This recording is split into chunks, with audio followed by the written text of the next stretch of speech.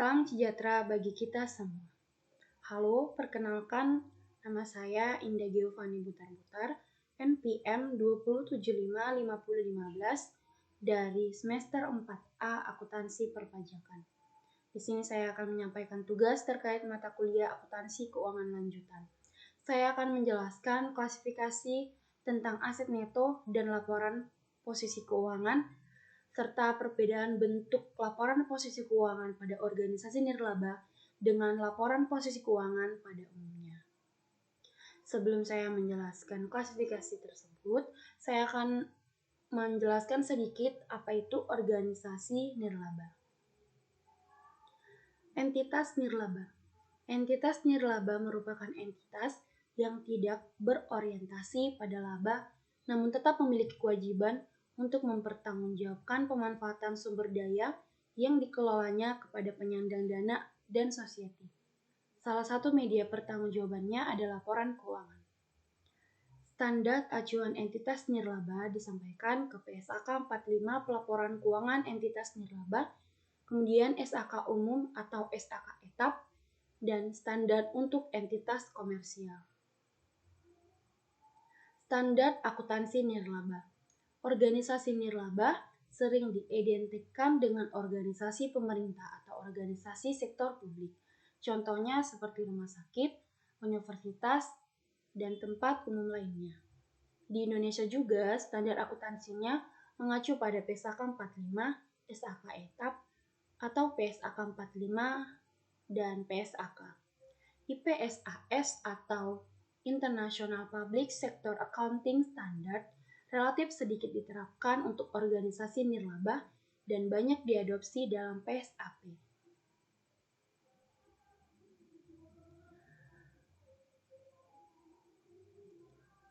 Baiklah, selanjutnya tujuan dari laporan keuangan. Tujuan utama yaitu untuk menyediakan informasi yang relevan untuk memenuhi kepentingan para penyumbang, anggota entitas nirlaba, kreditor, dan pihak lain yang menyediakan sumber daya bagi entitas nirlaba. Untuk menyajikan informasi mengenai 1. Jumlah dan sifat aktiva, kewajiban, dan aktiva bersih suatu organisasi, pengaruh transaksi, peristiwa, dan situasi lainnya yang mengubah nilai dan sifat aktiva bersih, jenis dan jumlah arus masuk dan arus keluar sumber daya dalam satu periode dan hubungan antara keduanya, kemudian cara suatu organisasi mendapatkan dan membelanjakan kas, memperoleh pinjaman dan melunasi pinjaman, dan faktor lainnya yang berpengaruh pada likuiditasnya, serta usaha jasa suatu organisasi.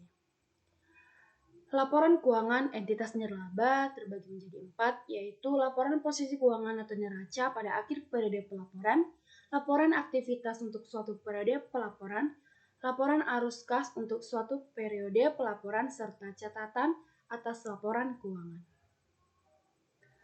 Laporan posisi keuangan tujuannya untuk menyediakan informasi mengenai aset, liabilitas, serta aset neto, dan informasi mengenai hubungan di antara unsur-unsur tersebut pada waktu tertentu.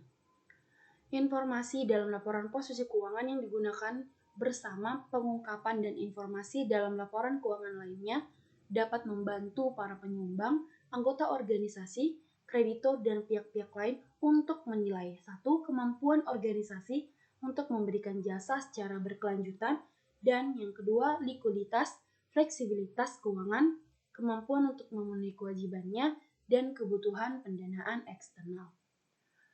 Laporan posisi keuangan mencakup entitas nirlaba secara keseluruhan dan menyajikan total aset, liabilitas, dan aset neto.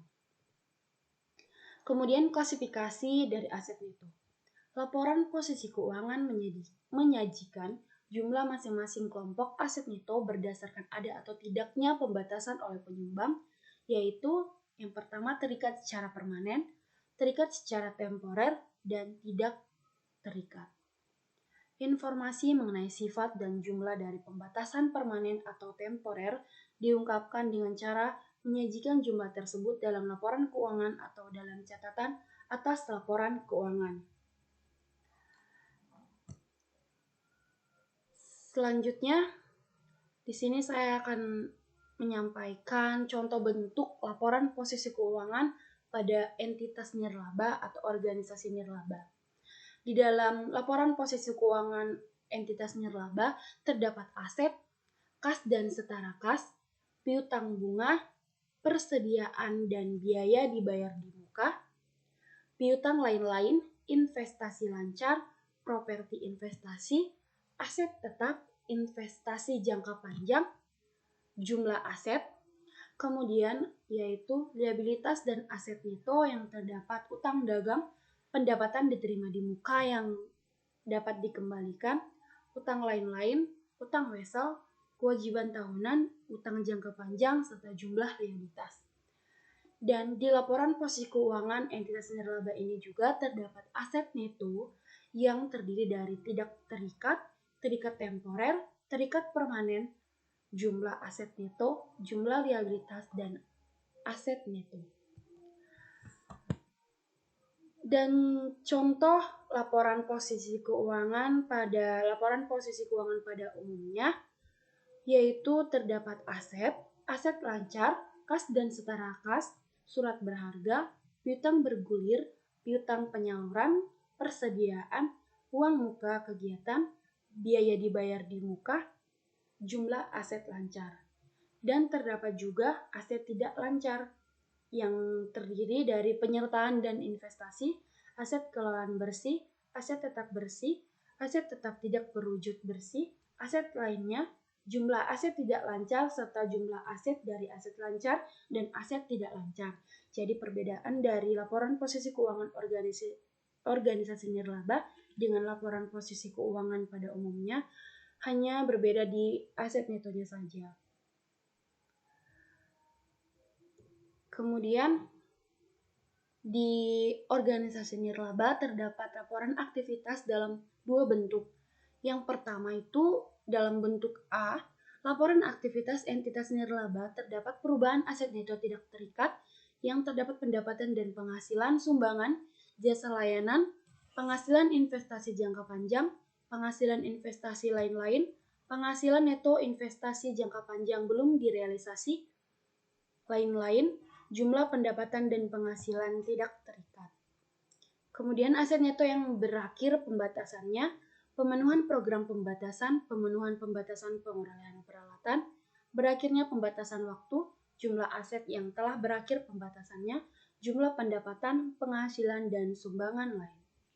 Kemudian ada beban dan kerugian pada program A, program B, program C, manajemen dan umum, pencarian dana, jumlah beban, kerugian akibat kebakaran, jumlah beban dan kerugian, kenaikan jumlah aset neto tidak terikat.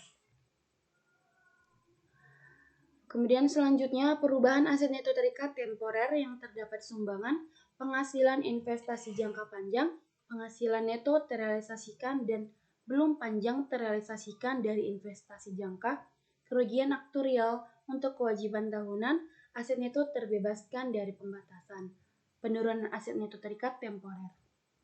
Kemudian perubahan dalam aset neto terikat permanen yang terdapat sumbangan, penghasilan investasi jangka panjang, penghasilan neto terrealisasikan dan belum terrealisasikan dari investasi jangka panjang.